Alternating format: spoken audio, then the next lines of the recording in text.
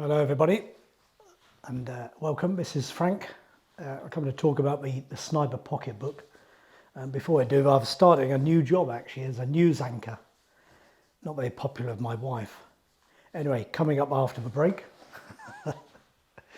So here we are. So this is the Sniper Pocketbook. This is the new edition, 2024. Bit of background in this book. I'm not here really to plug Frank Fletcher and all what I've done.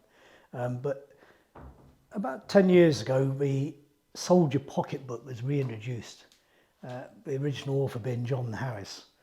And this is a book that people, when they join the army, can buy in the NAFI shop. And it tells you about marching, drill, badges of rank, history, weapon cleaning, this sort of stuff.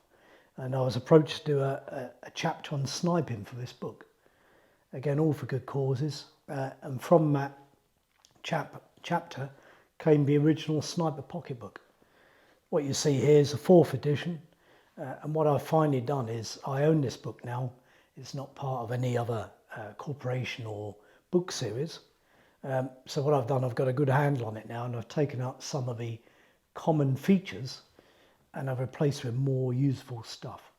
And give you an idea, so on a basic sniper course for the Navy or the Army or even the RAF Regiment, the elements in here, 90% of what they'd learn on a basic course is in here. Of course, what isn't in here is the operational stuff, which you would then go on to learn some of the facts and figures, the meat of the job. That information is not in here. That's because this book is in the public domain. There's a requirement not to put that in. The book also is supporting charities, 3 charities I've chosen. Being ex-parachute regiment, I've got support our paras, of course. We've also got Pilgrim Bandits. CEO is a good friend of mine called Matt Hellier. That supports ex-elite soldiers, paras, marines, special forces, and soldiers in general who've been wounded on operations like Afghanistan, Iraq, Ireland, and numerous other places. And also the association. The association supports the Royal Marines and the Royal Marine Association. So a donation of £2.50 per book is made by me on every sale. So this is why you should go out and buy it. So what's new? So we've got various chapters in here. Remember, well, it might not be common knowledge, but sniper training is broken into 7 sniper skills. Now, each of these skills is addressed in this book. So we start off with, we've got the history of a British sniper. Then we look at the command organisation, the task and role of what the sniper does. The next element is marksmanship, which is one of your 7 skills. And then fieldcraft. Then we go on to observation and judging distance. This is a combined chapter, but again, each of those is a skill that must be mastered to be a basic sniper. I've done a separate chapter on panoramic sketching. Today we have obviously modern digital photography, drones, live feeds, all sorts of high-tech digital capturing devices, but there's still no substitute for a basic sketch of a target. A sketch with details added on, and maybe a 3-dimensional sort of drawing. Very important details. Coupled with that, with air photography, and another area I've put in is glass shooting. Something I've experienced watching a lot of snipers learning how to shoot through different types of glass. There's some ideas and some basic information in it which will get you going. There's no scientific results, that's what you're going to learn.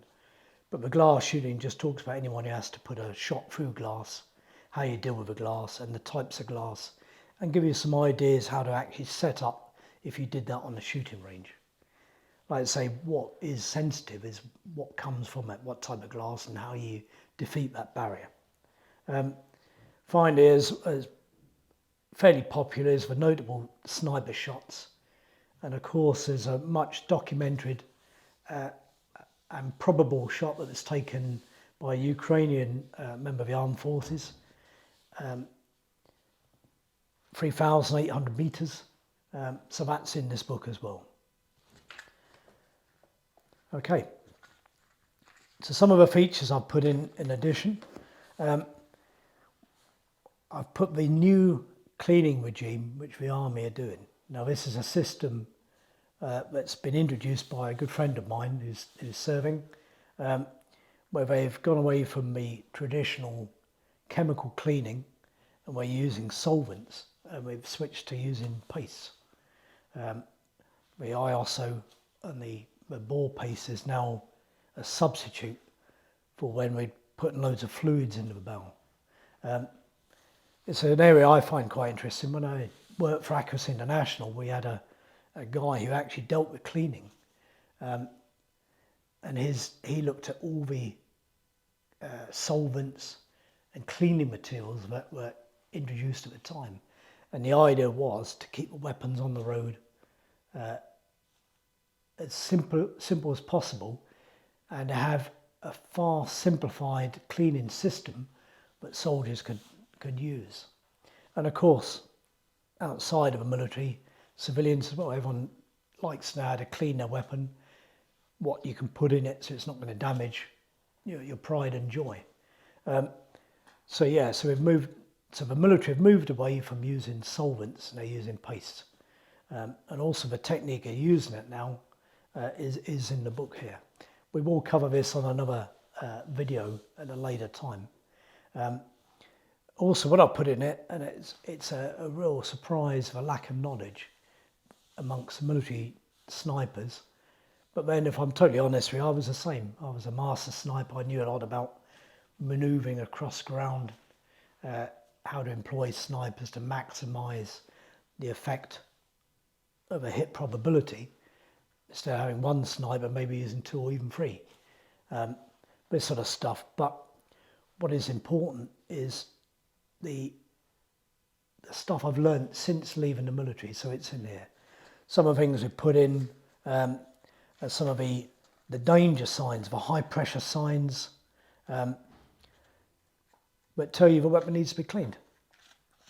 There's been a few instances recently where there's been catastrophic failures of weapons, and again, a lot of it could have been offset by a little understanding of the brass. So you fire a shot, you eject the spent cartridge, and examining the base of that cartridge, the high pressure signs. When you've got pressure in the barrel, all that pressure is reflected on the base of your cartridge where it meets the face of the bolt.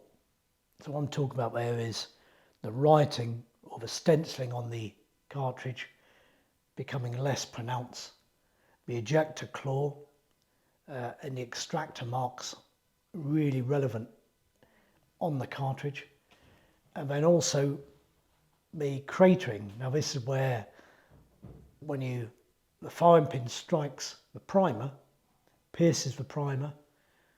In this case it doesn't actually pierce it, it's just going to ignite the primer, but where the primer has been pushed back onto the firing pin, and when you run your fingernail over it, you'll find this cratering. All this is in this book.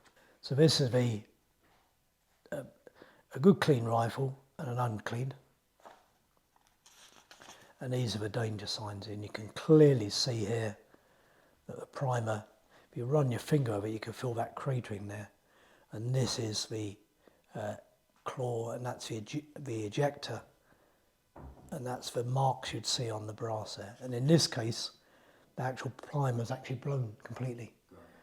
So what this is telling you is the high pressure problems, why we put them in there is because if you don't clean that rifle, then things are going to get worse. One of the noticeable signs people commonly get is a sticky bolt, where you're having problems opening the bolt.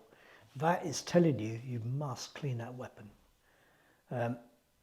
On a .338 caliber, normally the Lapua Magnum like the Army are using, or the Armed Forces are using, it's very important to keep the weapons clean. And if you're in an operational situation where you can't clean the weapon, these early warning signs are telling you you're heading for trouble. And the last thing you want is a breech explosion. So listed in here is the new cleaning system. And then on the maintenance, we've covered some more areas. That's the new cleaning system. But like I said, we'll cover this in a later video. I've put more facts and figures in about sniper training. I thought that was important. There's some very good comparisons between the Royal Marines sniper course, which is actually longer than the Army currently, and the percentage rates they find compared to the Army.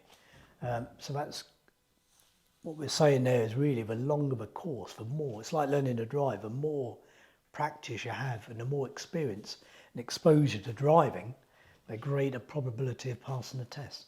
Same for sniper training. So that's all in the book here. Signature management is a new common word which is taking place on the battle space. Signature management is, in my opinion, governed by a number of things at the minute. One is obviously the traditional camouflage, the lack of a decent ghillie suit, wearing the wrong camouflage, why things are seen, all this sort of stuff, all the basic skills. This is touched on in here. And then coupled with that is your light reflection off your lens, how you use an anti-reflection device or the sniper hider or a netting to stop that happening. Obviously thermal is a big issue now as well, thermal imagery, particularly the drones you've seen like on operations in Ukraine. So snipers need to start wearing thermal protection. And again, this is covered by a lot of people, but again, some ideas in it, and this all falls under your signature management. And obviously with signature management is also the traditional problems of being seen, things like a smoky suppressor, a tactical suppressor on the end of a rifle which is smoking, totally defeats the aim of hiding the telltale muzzle flash. So all these things are sort of covered in this book. In the world of digital photography, we've included a bit in there that comes under the observational and also the panoramic sketching. Air photography is in there. That's a traditional skill which is just as relevant now. People can go onto Google Earth and look at these sort of subjects.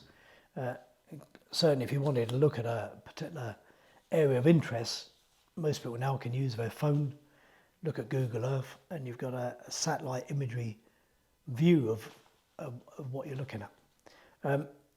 And then really the notable shots, ranging from Carlos Hathcott's shot in Vietnam, which he did with a 50 caliber, which had the record for many years, which was later superseded by Canadian snipers in Afghanistan. The British shot, Craig Harrison with 338, the longest shot recorded with a 338 Lapo Magnum. And then it was massively bettered by Canadian snipers, again using 50 caliber back in Afghan, and then now the Ukrainian shot. So again, all this is in this book.